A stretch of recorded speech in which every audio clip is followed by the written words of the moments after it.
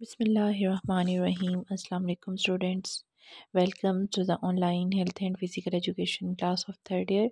उम्मीद करती हूँ आप सब लोग खैरियत से होंगे। बच्चे, हमारा आज का जो टॉपिक है वो फ्री थ्रो से मुतल्लिक है, जो कि बास्केटबॉल गेम का ही ये जो है वो टॉपिक है। इसमें आज मैं आपको जो है वो बास्केटबॉल गेम के जो है वो कुछ रूल्स बताने जा रही हूँ, जिसमें एक रूल जो है वो फ्री थ्रो भी है कि फ्री थ्रो जो है वो कब, कैसे और कहाँ से जो है वो दी जाती है। तो फ्री थ्रो से मुराद ऐसी थ्रो है जो फ्री थ्रो लाइन से पीछे से और सर्कल के अंदर से खिलाड़ी बगैर किसी रुकावट के बास्केट करके एक पॉइंट हासिल करने की कोशिश करता है। जब कोई ज़ाती फ़ाउल दिया जाए तो इसकी सज़ा भी फ्री थ्रो है। हाँ जी, जब कोई पर्सनल फ़ाउल दिया जाता है तो उसकी सज़ा जो है वो भी फ्री थ्रो ही होती है। जिस खिलाड़ी के खिलाफ साथी फाउल हुआ था वही खिलाड़ी फ्री थ्रो करेगा। ये भी एक रूल है कि फ्री थ्रो जो है वही खिलाड़ी कर सकता है जिसके खिलाफ पर्सनल फाउल हुआ था। अदरवाइज़ जो दूसरे प्लेयर्स हैं वो फ्री थ्रो नहीं कर सकते। जिस प्लेयर के खिलाफ पर्सनल फाउल होता है वही प्लेयर जो है वो फ्री थ्रो करता है। टेक्निकल फाउल की सूरत में मुखालिफ टीम का कोई भी खिलाड़ी जिसकी निशानदेही कैप्टन करेगा वो थ्रो कर सकता है। लेकिन अगर कोई टेक्निकल फाउल हुआ है तो उस सूरत में मुखालिफ टीम का कोई भी खिलाड़ी जिसकी निशानदेही कैप्टन कर देगा वो जो है वो थ्रो कर सकता है। लेकिन पर्सनल फाउल में ऐसा नहीं होता। पर्सनल फाउल में जो फ्री थ्रो है वही खिलाड़ी करता है जिसके ख़िलाफ़ फ़ाउल हुआ होता है। लेकिन टेक्निकल फ़ाउल में मुखालिफ टीम का कोई भी खिलाड़ी जो है वो फ्री थ्रो कर सकता है जिसकी निशानदेही कैप्टन कर देता है कि ये प्लेयर जो है वो फ्री थ्रो जो है वो करेगा। तो इस तरह जो टेक्निकल फ़ाउल का फ़ायदा बहुत होता है, इसमें ये होता है कि टेक्निकल फ़ाउल में कोई भी जो है वो खिलाड़ी नामज़द किया जा सकता है और कैप्टन मोस्टली जो है वो वही प्लेयर्स नामज़द करता है जो बहुत अच्छा जो है वो परफॉर्म करते हैं और जो गोल जो है वो ज़्यादा कर सकते हैं, उन्हीं प्लेयर्स को जो है वो नामज़द किया जाता है। जबकि पर्सनल फाउल में ऐसा नहीं होता। इसमें जिस खिलाड़ी के ख़िलाफ़ जो है वो फाउल हुआ होता है वही प्लेयर जो है वो इसमें फ्री थ्रो करता है। फ्री थ्रो करने का तरीका क्या है? फ्री थ्रो करने का तरीका जो है वो ये है कि इसमें जब एक खिलाड़ी को फ्री थ्रो लाइन पर बॉल दे दिया जाता है तो इसके पास 5 सेकंड का वक्त होता है जिसके अंदर इसने बॉल को बास्केट करना होता है। यानी 5 सेकंड के अंदर अंदर इसने गोल करने की कोशिश करनी होती है। वो जो टोकरी लगी हुई होती है उसके अंदर बॉल को डालने की कोशिश की जाती है। तो इससे क्या होता है कि गोल होने के चांसेस जो हैं वो बहुत ज़्यादा होते हैं। जिस खिलाड़ी ने फ्री थ्रो करना होगी वो फ्री थ्रो लाइन के ऊपर खड़ा होगा। हाँ जी, जिस खिलाड़ी ने फ्री थ्रो करना होगी वो कहाँ खड़ा होगा? फ्री थ्रो लाइन के ऊपर खड़ा होगा। नंबर 3 पर है वो खिलाड़ी जिस तरह चाहे बाल को बास्केट करने के लिए फेंक सकता है। शर्त ये है कि बाल बास्केट के ऊपर से ना आए। हाँ जी, वो खिलाड़ी जो है वो जिस तरह चाहे बाल को बास्केट में फेंक सकता है। चाहे वो जो है किसी रुख में भी खड़े होके, लेकिन खड़े उसने जो है वो फ्री थ्रो लाइन के ऊपर ही उसने खड़े होना है। आगे पीछे वो जो है वो नहीं हो सकता। शर्त ये है कि बॉल बास्केट के ऊपर से आए, ठीक है? बास्केट के नीचे से जो है वो बॉल नहीं फेंकी जा सकती। हमेशा जो है बास्केट के ऊपर से ही जो है वो बॉल को फेंका जाता है। नंबर 4 पर है फ्री थ्रो करते वक्त खिलाड़ी के जिस्म का कोई भी हिस्सा फ्री थ्रो लाइन से आगे कोर्ट को नहीं छुएगा जब तक बॉल बोर्ड या रिंग को ना छू ले।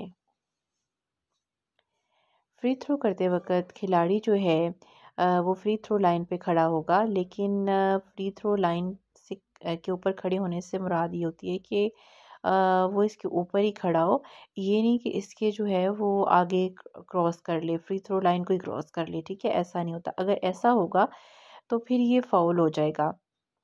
फ्री थ्रो जो है वो करते वक़्त खिलाड़ी के जिस्म का कोई भी हिस्सा जो है वो आगे नहीं टच होना चाहिए। और अगर ऐसा होता है तो ये फ़ाउल होगा जब तक बॉल बोर्ड या रिंग को ना छू ले। जैसे ही बॉल जो है वो बोर्ड या रिंग को लगती है तो उस सूरत में फिर वो जो प्लेयर है वो फ्री थ्रो लाइन को क्रॉस कर सकता है, अदरवाइज़ वो बिल्कुल भी इसको क्रॉस नहीं करेगा। नंबर 5 पर है, मुखालिफ टीम के खिलाड़ी अपनी किसी हरकत की वजह से थ्रो करने वाले के दरमियान रुकावट नहीं डालेंगे। हाँ जी, मुखालिफ टीम के खिलाड़ी जो हैं वो अपनी किसी भी हरकत से वो कोई भी ऐसी हरकत नहीं करेंगे जिसकी वजह से थ्रो करने वाले के दरमियान रुकावट जो है वो वजह बन सके। फ्री थ्रो के वक्त बाकी खिलाड़ी जो हैं वो गलियों के पीछे खड़े हुए होंगे और अपनी अपनी गली में खड़े होंगे। हाँ जी, फ्री थ्रो के वक्त बाकी जो खिलाड़ी हैं वो गलियों के पीछे खड़े होंगे और अपनी अपनी गली में ही खड़े होंगे। गलियों में खड़े होने की पोजीशन मैंने उस दिन आपको जो है वो बताई थी जब इसके कोड के बारे में पढ़ाया था। आज इसको जो है मज़ीद डिफ़ाइन कर देते हैं। गलियों में खड़े होने की पोजीशन, फ्री थ्रो के वक़्त बास्केट के नज़दीकी गली में दिफाई टीम का एक-एक खिलाड़ी खड़ा होगा। फिर जो 40 सेंटीमीटर की जगह होती है जिसको छोड़कर हमला आवर टीम का एक-एक खिलाड़ी खड़ा होगा। इसके बाद फिर दिफाई टीम का एक-एक खिलाड़ी खड़ा होगा। किसी ऐसी फ्री थ्रो जिसके बाद दोनों टीमों के खिलाड़ी बॉल को खेल सकते हों, इस वक़्त तक नहीं खेलेंगे जब तक बॉल बोर्ड या रिंग पर लगकर वापस ना आ जाए। यानी कि अगर वो फ्री थ्रो करते हैं, एक प्लेयर जो है जिसे फ्री थ्रो मिली है वो फ्री थ्रो कर रहा है, लेकिन फ्री थ्रो करने के अमल को जो है वो रोक दिया जाता है, तो इसके बाद जो है वो फिर इनका फ़ाउल होता है और उनको फिर जो है वो सज़ा के तौर पर अगर खिलाफ वर्जी फ्री थ्रो करने वाले की होगी तो कोई पॉइंट्स नहीं दिया जाएगा बल्कि बॉल सैकन हो जाएगी। ये अब सज़ा है, इसकी सज़ा देखें। ये जो है गलियों में खड़े होने की पोजीशन है और पोजीशन में इन तमाम सूरत हाल में जो है वो अगर कुछ होता है तो फिर सज़ा उसकी ये होती है। अगर खिलाफ वर्जी फ्री थ्रो करने वाले की होगी तो कोई पॉइंट उसे नहीं दिया जाएगा बल्कि बॉल साकन यानी कि डेड हो जाएगा और दोबारा से फिर जो है वो गेम का आगाज़ होगा। फ्री थ्रो ख़त्म हो जाएगी। अब उसने किस तरह गलती की, उसने गलती ये की कि फ्रंट लाइन को यानी कि जो फ्री थ्रो लाइन है उसके आगे उसने पाँव रख लिया, उसको छू लिया, जिस्म के किसी भी हिस्से के साथ छूता है अगर, तो ये फिर फाउल हो जाता है और फिर इसकी सज़ा होती है।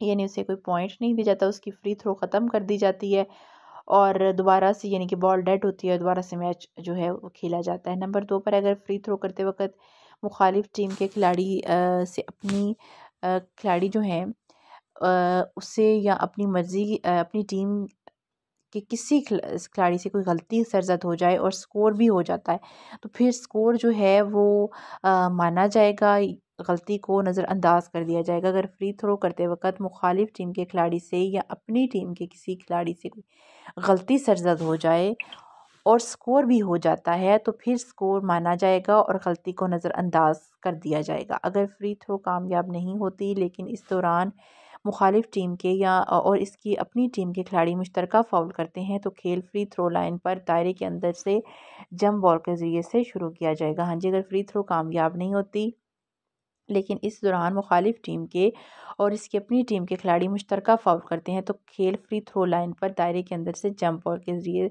दोबारा शुरू किया जाएगा। अगर आखिरी या वाहिद फ्री थ्रो हो तो इस वक्त टीम का कोई खिलाड़ी रिंग पर बॉल लगने से पहले बॉल को टच करता है तो गोल दे दिया जाएगा और खिलाड़ी के खिलाफ टेक्निकल फ़ाउल भी लिखा जाएगा। अगर फ्री थ्रो करते वक्त मुखालिफ टीम के खिलाड़ी कोई गलती करते हैं तो अगर गोल हो जाता है तो गोल भी माना जाएगा, लेकिन अगर गोल नहीं होता तो फिर दोबारा फ्री थ्रो दे दी जाएगी। अगर फ्री थ्रो कामयाब हो जाती है तो खेल का आगाज़ एंड लाइन के पीछे से कोर्ट के अंदर खड़े खिलाड़ी को पास देकर कर दिया जाएगा, लेकिन अगर आखिरी थ्रो कामयाब नहीं होती तो खेल स्टार्ट रहेगा।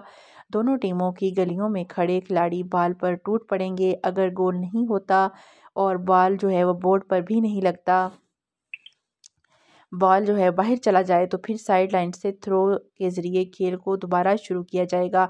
कोच के ख़िलाफ़ या किसी खिलाड़ी के ख़िलाफ़ टेक्निकल फ़ाउल देने की सूरत में 2 फ्री थ्रोज़ जो हैं वो दी जाएंगी। हाँ जी, अगर फ्री थ्रो की यहाँ पर बात की जा रही है, अगर फ्री थ्रो करते वक्त मुखालिफ टीम के खिलाड़ी कोई गलती करते हैं, यानी कि जो फ्री थ्रो कर रहा है वो नहीं, जो मुखालिफ टीम होती है जो डिफेंड करी है उस टीम का खिलाड़ी कोई गलती करता है, तो अगर गोल तो हो जाता है फिर उस गोल को माना जाएगा। लेकिन अगर गोल नहीं होता तो फिर दोबारा फ्री थ्रो जो है वो दे दी जाएगी। और अगर फ्री थ्रो कामयाब हो जाती है तो खेल का आगाज़ कहाँ से किया जाएगा? एंड लाइन के पीछे से कोर्ट के अंदर खड़े खिलाड़ी को पास देकर किया जाएगा। कहाँ से? एंड लाइन के पीछे से कोर्ट के अंदर खड़े खिलाड़ी को पास देकर किया जाएगा। लेकिन अगर आखिरी थ्रो कामयाब नहीं होती तो खेल स्टार्ट रहेगा। दोनों टीमों के गलियों में खड़े खिलाड़ी बॉल पर टूट पड़ेंगे। अगर गोल नहीं होता और बॉल बोर्ड पर भी नहीं लगता, यानी कि बॉल बाहर चला जाता है, तो फिर साइड लाइन से थ्रो के ज़रिए खेल को दोबारा शुरू किया जाएगा, थ्रो इन होगी। अब यहाँ पर आपने ये चीज़ देखनी है कि जब साइड लाइन से थ्रो के ज़रिए खेल को दोबारा शुरू किया जाएगा तो फिर बॉल जो है थ्रो इन से स्टार्ट होगी। नंबर 6 पॉइंट है, हाँ, कोच के खिलाफ या किसी खिलाड़ी के खिलाफ टेक्निकल फाउल देने की सूरत में 2 फ्री थ्रोज जो हैं वो दी जाएंगी। अगर तो कोच के खिलाफ या किसी खिलाड़ी के खिलाफ टेक्निकल फाउल है तो इस सूरत में कितनी फ्री थ्रोज मिलेंगी? 2 फ्री थ्रोज मिलेंगी। ठीक है, बास्केटबॉल खेल में 3 सेकंड का कानून, 5 सेकंड का कानून, 8 सेकंड का कानून और 24 सेकंड के कानून पर नोट लिखें। बास्केटबॉल खेल में 3 सेकंड का कानून, 5 सेकंड का कानून, 8 सेकंड का कानून और 24 सेकंड के कानून पर नोट लिखें। सबसे पहले है 3 सेकंड का कानून।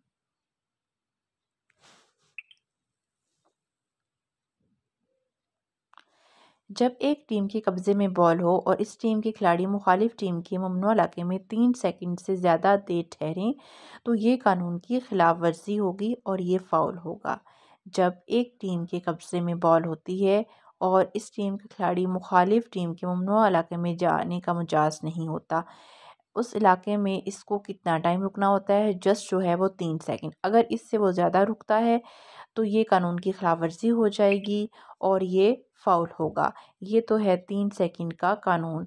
नंबर 2 पर जो लाइनें ममनुआ इलाके को ज़ाहिर करती हैं वो ममनुआ इलाके का हिस्सा तस्वुर की जाती हैं और जो ही मुखालिफ टीम का खिलाड़ी इन लाइनों को टच करता है वो ममनुआ इलाके में तस्वुर किया जाएगा। अच्छा, ममनुआ इलाके की जो लाइनें हैं उनसे मुराद ये होता है कि जो पहले तो ये है कि जो लाइन्स होती हैं वो भी उसी इलाके का हिस्सा तस्वुर की जाती हैं। वो पिछली वाली साइड का हिस्सा तस्वुर नहीं की जाती हैं, वो ममनुआ इलाके का हिस्सा ही तस्वुर की जाती हैं। और अगर खिलाड़ी का पाँव उन लाइन्स के ऊपर आ जाता है तो फिर वो जो है वो ये जो है ममनुआ इलाके का हिस्सा तस्वुर किया जाएगा इस इलाके को। और जब बॉल को स्कोर के लिए बोर्ड पर या बास्केट में फेंक दिया जाता है तो फिर टाइम जो है वो दोबारा लिया जाता है, पहले वाला टाइम ख़त्म हो जाता है। नंबर 4 पर है, इस खिलाड़ी को रियायत दी जाती है जिसने 3 सेकंड से कम वक्त में ममनुआ इलाके में बॉल लिया हो लेकिन ड्रिबल करके स्कोर करने की कोशिश की हो। एक खिलाड़ी पर 3 सेकंड का कानून इस वक्त लागू होता है कि बॉल मुर्दा हो जाए, ये इसमें लागू नहीं होगा। ठीक है, एक खिलाड़ी पर 3 सेकंड का कानून जस्ट इस वक्त जो है वो लागू नहीं किया जाता जब बॉल डेड होती है, और अगर बॉल जो है वो डेड ना हो तो उसके ऊपर फिर 3 सेकंड का कानून लागू होता है। सज़ा इसकी क्या है? 3 सेकंड की खिलाफ वर्जी के लिए रेफरी जब विसल दे देता है और तो अगर इसके साथ ही या फ़ौरन बाद गोल हो जाता है तो रेफरी गोल नहीं देगा बल्कि मुखालिफ टीम को साइड लाइन से थ्रो इन देगा। इसकी सज़ा क्या है? 3 सेकंड के कानून की खिलाफ वर्जी की सज़ा ये है कि रेफरी जब विसल देता है, यानी कि उसकी विसल का मतलब ये होता है कि 3 सेकंड गुजर गए हैं, तो अगर इसके साथ ही या फ़ौरन बाद ही गोल हो जाता है तो रेफरी गोल नहीं देगा, यानी कि साथ विसल हुई, साथ गोल हुआ, गोल नहीं दिया जाएगा बल्कि मुखालिफ टीम को साइड लाइन से जो है वो थ्रो इन दे दी जाएगी। नंबर 2 पर है हमारे पास 5 सेकंड का कानून। 5 सेकंड के कानून में ये चीज़ आएगी कि जब एक खिलाड़ी के पास बॉल हो लेकिन मुखालिफ टीम के खिलाड़ी इसको घेर लें। अब वो 5 सेकंड के अंदर ना तो पास लेता है, ना ही बॉल बास्केट करता है और ना ही वो ड्रिबलिंग करता है। तो इस सूरत में वो 5 सेकंड के कानून की खिलाफ वर्जी का मुर्तकिब होगा। क्या है इसमें कि जब एक खिलाड़ी के पास बॉल है लेकिन मुखालिफ टीम के खिलाड़ी इसको घेर लेते हैं। अब वो 5 सेकंड के अंदर ना तो पास दे रहा है, ना ही वो बास्केट कर रहा है और ना ही वो ड्रिबलिंग कर रहा है। तो इस सूरत में वो 5 सेकंड के कानून की खिलाफ़वर्ज़ी का मुर्तकिब होगा। यानी कि उसे 5 सेकंड के अंदर अंदर जो है वो ड्रिबलिंग करनी है। उसे पकड़ के वो होल्ड करके खड़ा नहीं हो सकता। नंबर 2 पर है जब कोई खिलाड़ी फ्री थ्रो के लिए बॉल हासिल करता है